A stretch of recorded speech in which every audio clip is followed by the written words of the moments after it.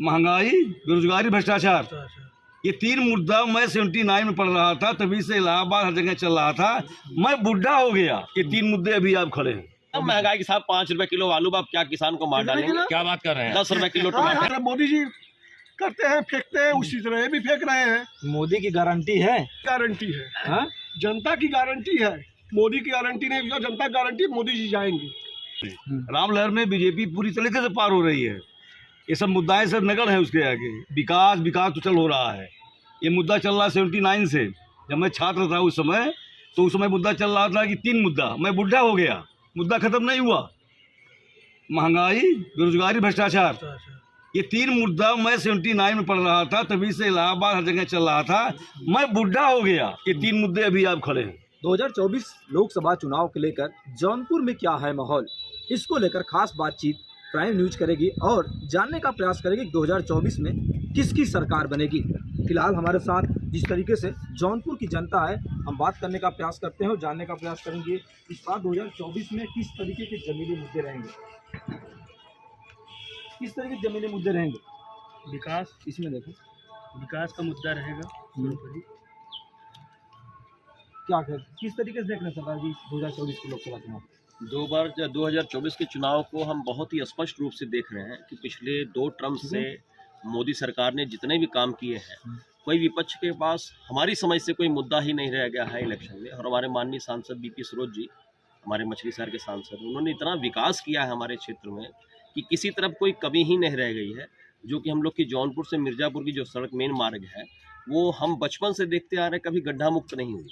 ये भी रोड इतनी शानदार बन रही है, 4 लाइन 6 लाइन 2 लाइन जैसी जहाँ जगह मिल रही है कि जिसका कोई तोड़ ही नहीं है। इस सरकार को तिबारा हैट्रिक होनी ही होनी है, ये मुझे पूरी आशा है। राम मंदिर कितना मुद्दा अहम होगा? राम मंदिर मुद्दा कोई अहम नहीं, वो तो धार्मिक भावनाओं का मुद्दा है, वो कोई इलेक्शन का मुद्दा नहीं है। वो जनहित का, राष्ट्रहित का और देश का, वो इलेक्शन राजनीतिक मुद्दा नहीं है, वो तो धर्म का मुद्दा है। उसको राजनीति से न जोड़ा जाए। तो राहुल गांधी का जो गठबंधन है उसको कैसे देखते हैं आप, जिस तरीके समाजवादी पार्टी और अखिलेश यादव का जो गठबंधन है? गठबंधन को तो हम पूरी तरह फेल मानते हैं और हमको तो लगता है कि अभी हमारी निजी राय है कि समाजवादी पार्टी को कांग्रेस से गठबंधन ही नहीं करना चाहिए। वो अकेले ही उनसे 20 थे। वो तो पिछली बार भी उनसे भूल हुई थी, उन्होंने मायावती जी से गठबंधन करके अपनी सीटें घटवा ली थी। इस बार भी उन्होंने गलत गठबंधन किया, हमारी समझ से गलत डिसीजन है। क्या लगता है जौनपुर में क्या मुद्दे होंगे जमीनी बाबूजी इसमें? जौनपुर के अंदर मुद्दे बहुत हैं। बेरोजगारी का मुद्दा है, नौजवानों का मुद्दा है, इसमें छात्रों का मुद्दा है, अल्पसंख्यकों का मुद्दा है। मुद्दे कमी नहीं है। जैसा कि अभी हमारे साथी सरदार जी ने कहा कि मोदी जी ने बड़ा काम किया। सरकार में कोई भी आएगा, काम तो करना ही करना है, लेकिन काम करना, काम का लाभ जब जनता को मिलना शुरू हो जाएगा तब पता चलेगा। अभी काम शुरू हुआ, 2024 का चुनाव आ रहा है, इसको देखते हुए काम लग गया है। चुनाव खत्म हुआ, काम फिर वहीं खत्म हो गया, फिर उसी में आप चलते रहेंगे। ये तो जब चुनाव हुआ, 2022 चुनाव हुआ था, तभी चल रहा था सड़क का काम, सड़क बनाने का काम कहाँ तक पहुँचा। अब चुनाव फिर आ गया है, तो चुनाव तक फिर ये मसला चलेगा। जहाँ चुनाव खत्म हुआ, फिर वो जब चलता रहेगा। फिर जब 2027 में चुनाव आपका लोकसभा विधानसभा का होगा, तो फिर काम चालू होता रहेगा। राहुल गांधी और अखिलेश यादव की जोड़ी कितना कामयाब होगी? देखिए, समय समय पर विचारधाराएं बदलती रहती हैं। इस समय आवश्यकता थी, इस समय आवश्यकता थी। और जब दोनों आदमी मिले हुए हैं, पिछले मतलब मिले थे, नहीं हुआ। लेकिन इस समय जो है पीडीए की नौबत है, पीडीए साथ में है और पीडीए के लिए राहुल गांधी बिल्कुल तैयार करने के लिए। और पीडीए हमारा मुख्य मुद्दा है और भारतीय जनता पार्टी पीडीए से भाग रही है। ये क्या कह रहे हैं बाबूजी? तो आप हमारे आदरणीय हैं, हमारे बड़े हैं, हमारे पूरे नगर के चाचा जी हैं। इनकी बातों का कोई ऐसा नहीं है कि हम लोग कोई आपस में लड़ रहे हैं। इनकी बातों का मैं एक जगह विरोध करना चाहूँगा। इन्होंने कहा जब इलेक्शन आता है तो काम शुरू हो जाता है, ऐसा कुछ नहीं है। इस सरकार में यही तो उल्टा है। इलेक्शन हो ना हो, लोकसभा का चुनाव हो, विधानसभा का चुनाव हो, राज्यसभा का चुनाव हो, लोकल चेयरमैन का चुनाव हो, काम जो हो रहा है वो निरंतर हो रहा है। चचा दिल से नहीं है, मुंह से कह रहे हैं, दिल से इनके मालूम है कि काम हो रहा है। काम हो रहा है? काम हो रहा है। क्या कह रहे हैं? ये देखिए, हमारे पुत्र समान है, लेकिन मैं बताना चाहूँ काम कुछ नहीं हो रहा है। हम लोग बिल्कुल असंतुष्ट हैं। और जहाँ तक बीपी सरोज का सवाल है काम करने का, उनको तो हमारे कस्बे के चंद लोग ही जानते हैं, बच्चा की मतलब नहीं है। जैसे हमारे विधायक जी हैं, विधायक भी चंद लोगों में जुड़े हुए हैं, उनको और किसी लोगों को जानकारी नहीं है। तो अपना व्यक्तिगत मामला लगाए चलते रहते हैं। सांसद हैं, काम करना है, नीति आएगी, काम करना है, तो कथा भी करेंगे। हमारी सरकार 2024 में क्या मुद्दे होंगे? क्या नाम है? मुद्दे क्या, दिलीप कुमार साहू जी, क्या मुद्दे होंगे 2024? मुद्दे विकास और काम का मुद्दा होगा। विकास इतना हो रहा है कि अगली बार भी मोदी सरकार ही लौटेगी। विकास किस तरीके से देख रहे हैं 2024 उसको मंथ में? और दुख के साथ कहना पड़ रहा है हेलो कि हाँ पिछला इलेक्शन हम लोगों ने देखा था और माननीय बीपी सरोज यहाँ के सांसद हैं। अभी तक हम लोगों ने कहीं ऐसा नहीं है कि देखा हो उनका विकास कुछ कहीं दिखता हो। विकास के नाम पे जीरो है। जैसा अभी हमारे चचा जी ने कहा है कि वो ठीक है कुछ चंद लोगों से घिरे, ये बिल्कुल एकदम क्लियर बात बोल रहे हैं कि चंद लोगों से घिरे हुए विकास कहीं दिख नहीं रहा है।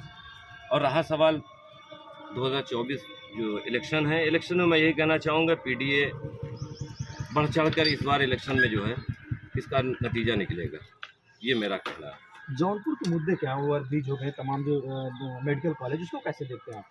देखिए, जो मुद्दे हैं उन पर ध्यान भटकाया जा रहा है। बार बार एक ही चीज़ को प्रचार किया जाता है, एक ही कार्य को बार बार सुल्तानपुर लखनऊ का एक ही बार विज्ञापन दे देकर बार बार जनता को भ्रमित किया जा रहा है। अगर देख लीजिए, इस समय स्थानीय देख लीजिए, सन 14 से सांसद हैं यहाँ पर भाजपा के। रामचंद्र निषाद जी थे, इस बार बीपी सरोज जी है। एक नगर में कोई काम बता दिए, नगर में हमारे नगर कई गाँव छोड़ दीजिए। और इस बार एक बार देश के नाम पर वोट दिया गया, धर्म के नाम पर वोट दिया गया, लेकिन इस बार स्थानीय मुद्दे पे वोट पड़ेगा। कितनी चुनौती होगी बीजेपी को? इस बार बीजेपी लगभग आधी सीट जाएगी। अच्छा, आधी भी जाएगी, इसको लिख लीजिए। आप एक युवा हैं, क्या सोचते हैं? जैसा कि हमारे लोकसभा क्षेत्र में अभी तक जो भी कार्य हुआ है, जैसे प्रधानमंत्री आवास योजना, तो किसी की जाति और धर्म देख के नहीं दिया गया है। एक तरफ से आवास बांटा गया, राशन एक तरफ से दिया गया, तो कहीं न कहीं सरकार गरीबों के साथ है। जी। और अभी 2 दिन पहले रेलवे स्टेशन का सुंदरीकरण का प्रस्ताव आया है, तो ऐसे 250 स्टेशनों का पुनर्निर्माण होगा, जिससे सरकार को बहुत लाभ होगा। अंडरपास। बढ़िया हूँ। जैसे जौनपुर की क्या समस्या है इस बार 2024 में? जौनपुर की बहुत सी समस्याएं हैं, जैसे जाम की समस्याएं हैं और यहाँ कोई विकास का काम नहीं है। लेकिन हाँ, एक चीज़ है कि सरकार बहुत अच्छा काम कर रही है, सारे काम बहुत अच्छा कर रहे हैं। जो भी विकास हो रहा है या जो हो रहा है ये सब ठीक है, लेकिन मोदी योगी जी से एक आग्रह है कि ये अल्पसंख्यकों के प्रति अगर ये नफरत ख़त्म कर दें तो ये हमारा देश बहुत विकास करेगा। ये मैं अपना विचार है हमारा। सांसद की रिपोर्ट कार्ड कैसे देखेंगे आप? सांसद रिपोर्ट कार्ड, वैसे सांसद और विधायकों की जो यहाँ भूमिका है, हम मानते हैं कुछ नहीं है, उनका कुछ नहीं है यहाँ पे, न उनके प्रति कोई यहाँ विकास की भावना है, कुछ नहीं है।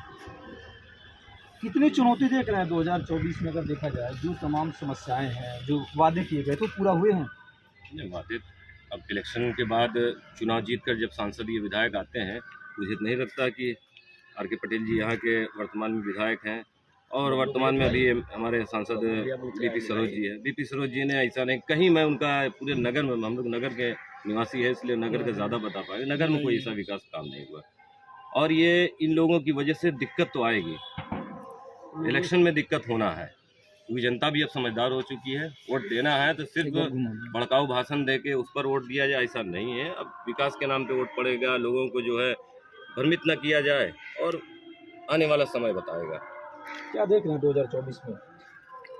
2024 में अब की बार जो चुनाव होगा पीडीए के आधार पर, पिछड़ा, दलित और संख्यक एकजुट है इस समय, और जो भी भाजपा वालों ने बोया है वो काटेंगे इस बार।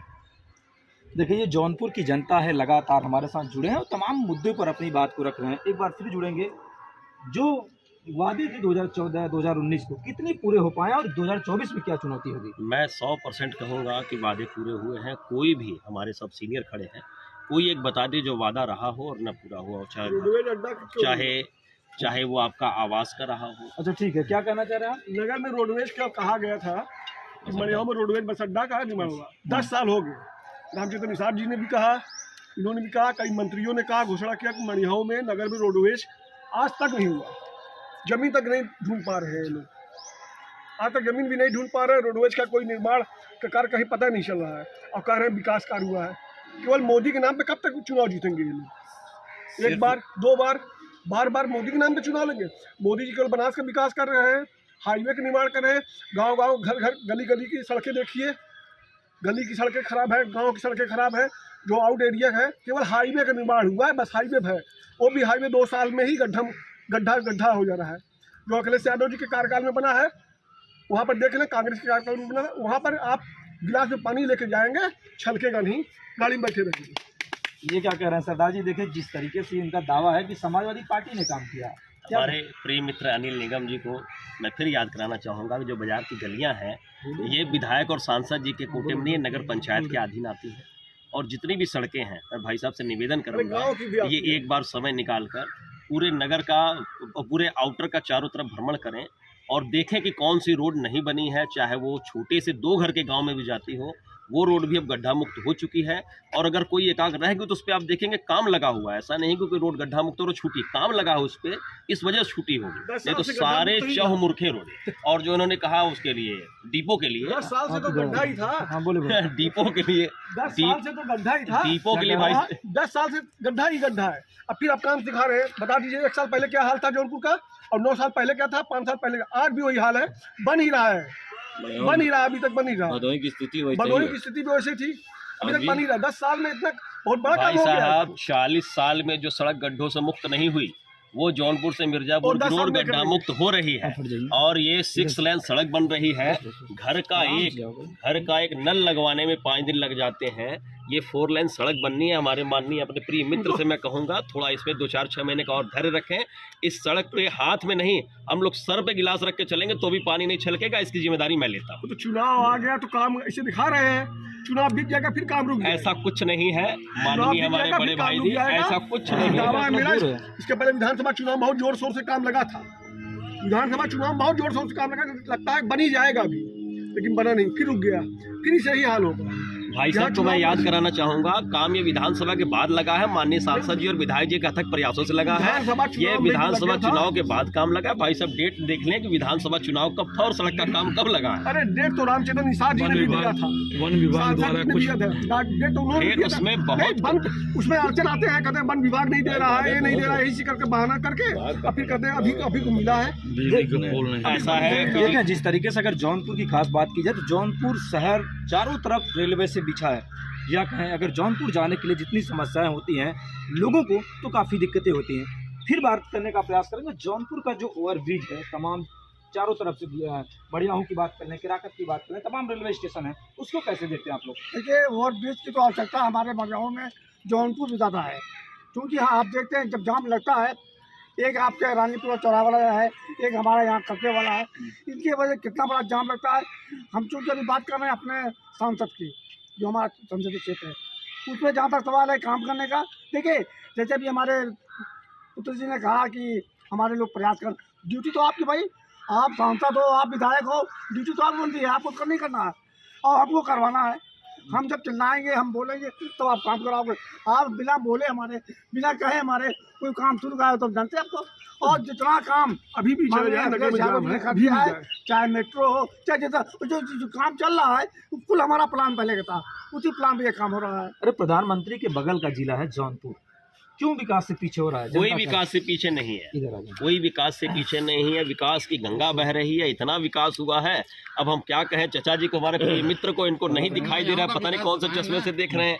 सारा विकासित हो रहा है। कोई एक नाम ले, ये मणियाहों में 438 आवास आए हैं, 438 आवास मणियाहों में आए हैं। किसी जात धर्म विशेष समुदाय को देख के नहीं आए।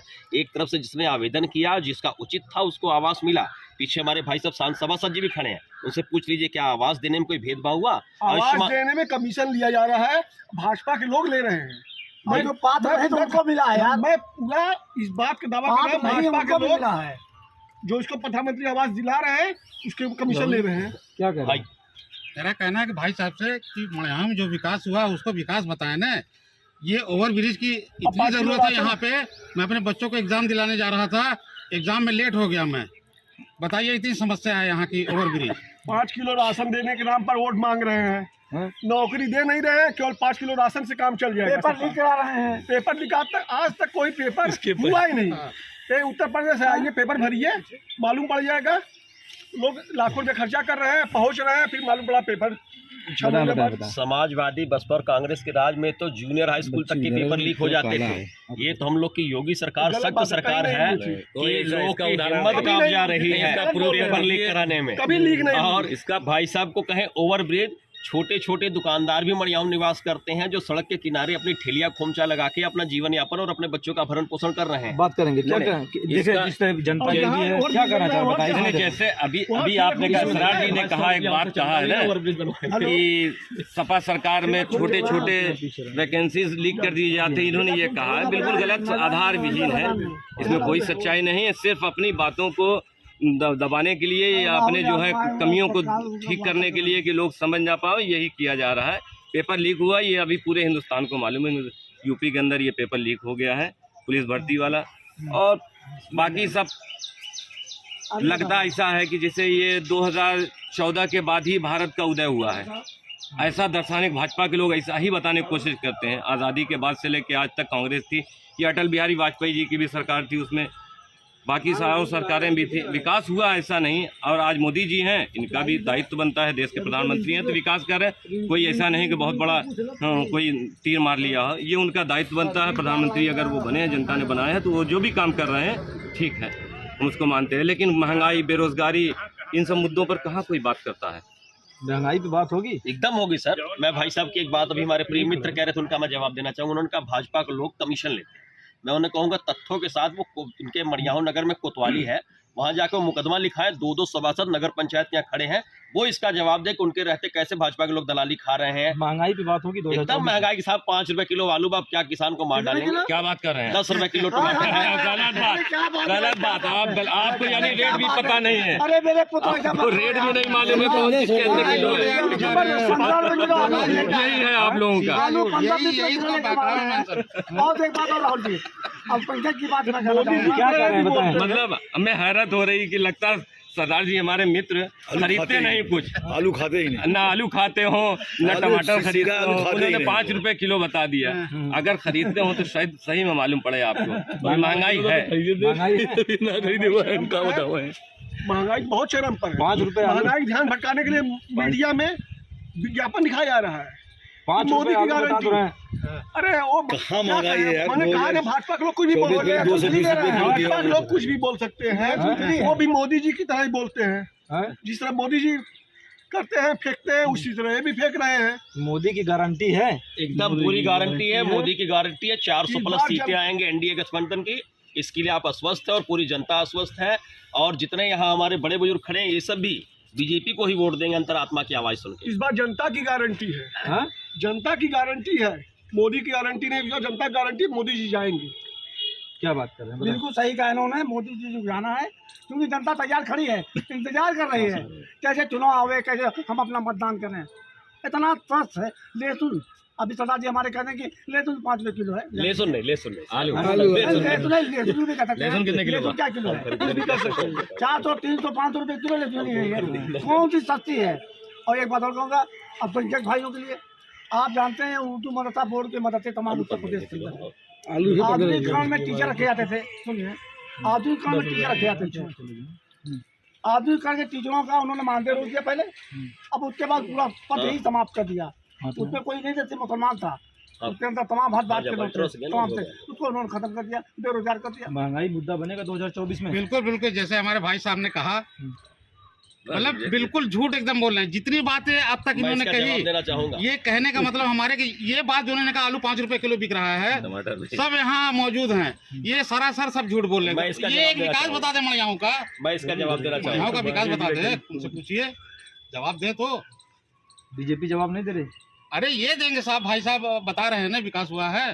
ये देखिए जिस तरीके से जौनपुर की जनता है लगातार अपनी मांगों को बात रख रही है, हम फिर एक बार बात करने का प्रयास करेंगे। 24 का जो चुनाव है, राहुल गांधी और अखिलेश यादव की जोड़ी, राम मंदिर की चुनौती, कितना बीजेपी भुना पाएगी? देखिए, राम मंदिर हमें नहीं लगता कि अब जनता उसको, ठीक है एक आस्था का सवाल था, आस्था पर ही वो डिसाइड भी हुआ है, मंदिर बना, हम लोग उसको कोई दिक्कत नहीं है मंदिर बनने के बाद। लेकिन वो चुनावी मुद्दा बनेगा ऐसा नहीं लगता है। जनता यहाँ की समझदार है, धर्म अलग है, राजनीति अलग है। राजनीति को धर्म से जोड़ के लोगों को वर्गला के वोट लिया जाएगा तो ये गलत बात है, और ऐसा नहीं। जनता समझदार है भारत की, और खूब समझती है कि हमें किन मुद्दों पर वोट करना है। 2024 के चुनाव में सपा कितना टक्कर देगी पूर्वांचल में? पूर्वांचल में समाजवादी पार्टी का बहुत बड़ा आधार है। पिछली बार सपा बसपा गठबंधन चुनाव लड़े थे, समाजवादी पार्टी अगर अकेले लड़ती तो लगभग उसका परिणाम बहुत अच्छा होता। इस बार कांग्रेस के साथ मिल के लड़ी है, फिर भी परिणाम बहुत अच्छा आएगा। लगभग समाजवादी है पर क्लीन स्वीप करेगी। क्या कहेंगे आप? समाजवादी पार्टी है, क्लीन स्वीप लेकर देगी। भाजपा गठबंधन चुनाव भाजपा जीत रही है। अरे भाई वो कहेंगे तो भाजपा वाले हैं तो भाजपा कहेंगे। महंगाई चुनौती नहीं है? अब जैसे भाई साहब ने कहा भाजपा वाले भाजपा कहेंगे तो इस मतलब समाजवादी कैसे समाजवादी की प्रशंसा करेंगे? हम लोग तो जनता का मन टोने खड़े हैं ना कि पार्टी भाई, कैसे लेकिन करें? हम लोग आलू 5 रुपए किलो नहीं कह सकते ना। आलू 5 रुपए किलो, टमाटर 5 रुपए भाई किलो। साहब आप सुबह मंडी हमारे साथ चलिए, आलू अगर आपको 5 रुपए किलो ना तोलवाए तो हमको आप बोलिए क्या बात ये कर रहे हैं? 5 रुपए किलो मंडी से खरीद के दुकानदार भाई हमारा आ रहा है, वो 10 रुपए 12 रुपए मेरी बात सुनिए बेचता है। सदा जी, आपकी आवाज, ये आवाज जो है जो आप यहाँ अभी बाइट दे रहे हैं मीडिया के सामने, ये एक बहुत बड़ा सबूत रहेगा। इस बात को आप समझिए भाजपा के लोग कि 5 रुपए किलो भाजपा के लोग हैं। अब एक दुकानदार को भी बदनाम क्या करने की दुकानदार कोशिश कर बदनाम? रहे हैं। दुकानदार कमाएगा नहीं तो अपनी रोजी रोटी कैसे 5 रुपए लेके चलाएगा? लाकर आप 20 में डाक बेच खाने रहा है। पोस्टमैन के एजेंट अगर आपको 3-4% कमीशन नहीं मिलेगी तो आपका घर कैसे चलेगा? आप बदनाम करेंगे, किसी को बदनाम नहीं करना, 10% मिला है। बिल्कुल नहीं, ये बदनाम करना नहीं है। उतना कोई भी सामान दुकानदार 5 रुपए खरीदेगा तो उसको 4 रुपए में नहीं बेचेगा, 20 में 2 रुपए कमा के ही बेचेगा। 20 में बेच रहा है। 20 रुपए नहीं बेचेगा। मंडी भी आप नहीं कह है रहे हैं भाई, 20 में नहीं अभी कल बेचेगा। मंडी में था। मंडी नहीं है। आलू का रेट आज गिरा भाई साहब, कल मंडी गए थे रेट आज गिरा है। अरे आज का रेट नहीं है। आपने जो रेट बताया आलू का, वो फरुखाबाद आगरा का, वो 500 का रेट है। ये भाड़ा लगता है 10 रुपए किलो, वो आ गया 15 रुपए किलो बिकता है। हाँ। अब देखिए भाई आप यहाँ का रेट बताइएगा कि ये नहीं बताया मणियाऊ बिक रहा है। उन्होंने कहा कि हाँ। वो ये 500 रुपए किलो वहाँ आगरा है, फरुखाबाद है, कानपुर इटावा, वहाँ से आलू निकलता है। बिल्कुल सही है। वहाँ भाड़ा लगता है, अफवाह फैलाते 8 रुपए किलो भाड़ा लगता है। जनता में भ्रमित करते हैं। कोई भ्रमित नहीं है। भ्रम फैला और रहे रहा हैं। तो राम लहर, धर्मों को भाजपा राम लहर सरकार में ने सागर खत्म कर में दिया। पत्थर तक पार हो गए, सारे पत्थर पार हो गए राम लहर में। राम लहर में बीजेपी पूरी तरीके से पार हो रही है। ये सब मुद्दाएं सब नगड़ है उसके आगे। विकास विकास तो चल हो रहा है। ये मुद्दा चल रहा है 79 से। जब मैं छात्र था उस समय, तो उस समय मुद्दा चल रहा था कि 3 मुद्दा। मैं बुढ़ा हो गया, मुद्दा खत्म नहीं हुआ। महंगाई, बेरोजगारी, भ्रष्टाचार, ये 3 मुद्दा मैं 79 में पढ़ रहा था, तभी से इलाहाबाद हर जगह चल रहा था। मैं बुढ़ा हो गया, ये 3 मुद्दे अभी आप खड़े हैं। क्या कर रहे हैं? मैं भाजपा की एक छोटा सा उदाहरण देना चाहूँगा। भारतीय जनता पार्टी की जो सड़क के बारे में अभी भाई साहब हमारे कह रहे थे मित्र कि सड़कों का बड़ा जाल बिछ गया है। मैं एक छोटा सा उदाहरण मणियाहू तहसील से लेके ये इटाएँ रोड एक पड़ता है, इटाएँ और होते हुए बनास 13 करोड़ की सड़क बनी है। 13 करोड़, लगभग 13 करोड़ की तकरीबन। बजट थी। ये सड़क बनी गई है। आज आप जाके, मैं आपसे कह रहा हूँ, आप जाके देखिए, हम लोग उधर से बनास अक्सर आना होता है, वो सड़कें उखड़ के खत्म हो गई जगह जगह एकदम। किस मानक पर नहीं हुई है, किस मानक पर बनी है, ये समझ में नहीं आता। जैसे आज बात हो रही है ना कि बहुत अच्छा काम भारतीय जनता पार्टी ने किया है, यही काम है, जाइए आप नहीं जा पाएंगे उस रोड पर। ये सब तो सिर्फ देखिए हुआ क्या भाई, लिंक रोड है और वो लिंक रोड बनती है 6 टायरा, 4 टायरा, 8 टायरा के हिसाब से। उसमें 22 टायरा जो ट्रक ओवरलोड होकर घुस जाते हैं, इस वजह से सड़कें क्षतिग्रस्त होती है। उनको पुलिस रोक कैसे नहीं पाते कि हमारा घर आगे ही है, हमारा घर यहीं है, हमको 2 किलोमीटर पे उतारना है। इस वजह से ओवरलोड ट्रक घुस जाते हैं, जिस वजह आरटीओ से क्या कर रहा है जौनपुर का? ओवरलोड कैसे हो जाता है? आरटीओ रोकता है सर, अथक प्रयास करता है, बहुत अंकुश है। सरकार क्या और कर रही उसमें है? चोरी छिपे सरकार कोई क्या कर रही है? गाड़ियां मेरा घुस कहने का जाती हैं। मतलब डिपार्टमेंट क्या कर रहा है, सब अपने अपने ARTO क्या कर रहा है, पुलिस डिपार्टमेंट क्या कर रही है, मुझे आप बता दीजिए। घंटे अपनी वो ड्यूटियों पे कैसे तत्पर चले, हैं। ऐसे कोई गाड़ियां कैसे चले? एक मानक तय है कि इस मानक वाली सड़क पर ये फलां गाड़ियां चलेंगी, इस रूट पर, इस पर नहीं चलेंगी। होता क्या है, किसी नहीं तो आपके सरकार विफल है, मैं आपकी सरकार विफल है। कांग्रेस के सारे कर्मचारी और अधिकारी रिश्वतखोरी और भ्रष्टाचारी में बिल्कुल मस्त हैं। आप चले जाइए, इतना आसान काम है। आप चले एक तहसील के अंदर, माल थमाइए, काम तुरंत। कोतवाली में चले, माल थमाइए, काम तुरंत। अब आप ईमानदारी चले जाए, कोई काम बना नहीं। इस समय कर्मचारी बिल्कुल मस्त है। रिश्वतखोरी पूरी तरह अधिकारी बंद मस्त है, ऐसी कोई बात नहीं, रिश्वतखोरी बंद आप है। करिए, आज बंद है। आवास इतने 400, जैसे भाईजान ने बताया कि 438 आवास पास हैं। किसी को 1 रुपए आवास के लिए डायरेक्ट खाते में जा रहा है, लोगों को पैसा कहाँ से उसमें जो है कि भ्रष्टाचार है। तो आपने देखा किस तरीके से ये जौनपुर की जनता थी और लगातार अपने जमीनी मुद्दों को लेकर तमाम बातों पर कहीं न कहीं अपनी बातों को रखा। जिस तरीके से तमाम जो जनता थी ये बार बार ये कह रही थी कि समाजवादी पार्टी के सरकारों में भी पेपर लीक होते थे और भाजपा के सरकारों में भी पेपर लीक हो रहे। सबसे बड़ी बात यह कि 2024 के लोकसभा चुनाव में किसके सर पे ताज सजेगा जौनपुर की दोनों लोकसभा सीटों पर, चाहे जौनपुर लोकसभा सीट की बात करें और चाहे मछलीशहर की लोकसभा सीटों पर किसके सर पे ताज होगा, ये तो आने वाले 2024 में पता चलेगा। जौनपुर से राहुल यादव, प्राइम न्यूज।